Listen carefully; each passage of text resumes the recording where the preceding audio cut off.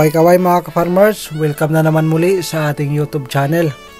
Noong nakaraan upload natin ng ating videos ay marami po ang nagtatanong at marami ang nag-views. So marami ang interesado sa Darag Native Chicken. Sa totoo lang mga ka-farmers, kung ako ang papipiliin kung saan po tayo magsisimula, sa itik ba or yung mga hybrid na mga manok ngayon na nagsisidatingan sa atin, yung mga RIR, yung mga decalb, or dito sa ating darag, mas pipiliin ko yung pag-aalaga ng darag. Kasi dito sa darag ay walang kaarte-arte pagdating sa pagkain itong ating mga native na mga manok.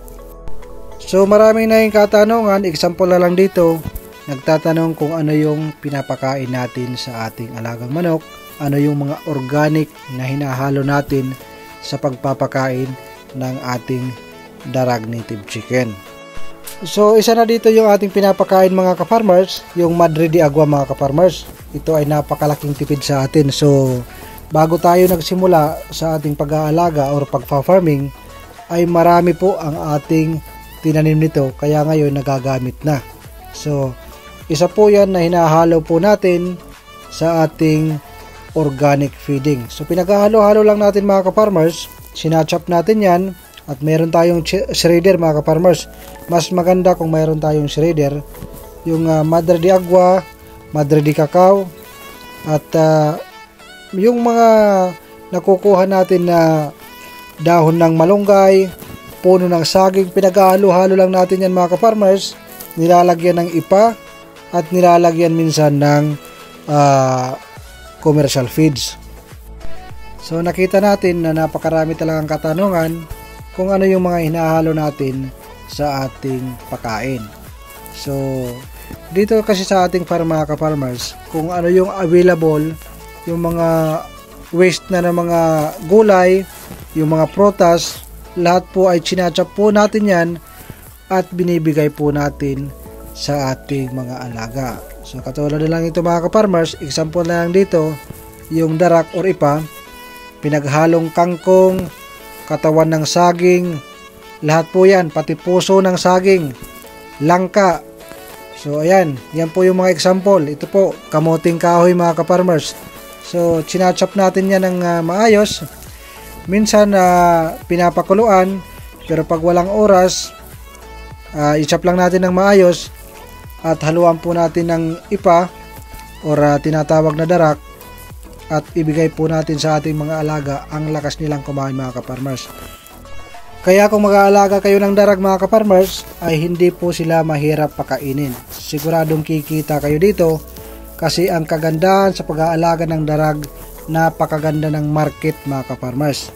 Just imagine, ang day-old na darak is naglalaro po yan sa 85 per heads. Tapos yung week-old is nasa 100. Ang 2 months is nasa 200, ang 3 months is nasa 300. Pataas ng pataas, mas mahal mga ka-farmers. At ang RTL is naglalaro po yan sa 500 to 600. Ganon po kaganda ang bintahan ngayon ng Darag Native Chicken. Kaya talagang kikita ka dito basta't madiskarte ka lang sa paghahanap ng mga organic na pagkain sa ating mga alaga. At sa mga nagtatanong natin ka-farmers kung nagbibenta ba tayo ng darag, so ayun nga, kinukulang po tayo sa supply mga ka-farmers. Kasi dito pa lang sa atin ay marami din ang nangailangan. So sa susunod natin na videos, i-recommend ko sa inyo ang pwedeng mapagbilhan ng darag na talagang ang dami nilang supply mga ka-farmers. Hindi kayo mabibitin kahit ilang piraso ang iyong bilhin. Kaso nga lang, kailangan nyo magpa-reserve kasi napaka-in-demand talaga ng darag ngayon mga ka-farmers. Kaya sa mga interesadong bumili ng darag mga ka-farmers, i-recommend ko sa inyo ang legit na supplier ng Darag Native Chicken. Kaya para sa ating mga ka-farmers na hindi pa nakapag-subscribe sa ating YouTube channel, please subscribe to my YouTube channel and hit the notification bell para updated po tayo sa ating mga susunod na videos. So sa mga nagtatanong talaga, ito lang yung ating sikreto mga ka-farmers para umasinso sa ating farm. So sipag at tiyaga at napakaraming organic feeds na pwede natin ipakain sa ating mga darag. So, 30% commercial na pagkain ng ating mga manok at 70% na organic para tayo ay kumita. So, ayan mga ka-farmers, napakaganda itong panimula sa farming business, for good business, retirement business, at investment mga ka-farmers. Basta't meron ka lang sipag at tiyaga, siguradong panalo ka dito. Hanggang sa puli, maraming salamat sa inyong panonood.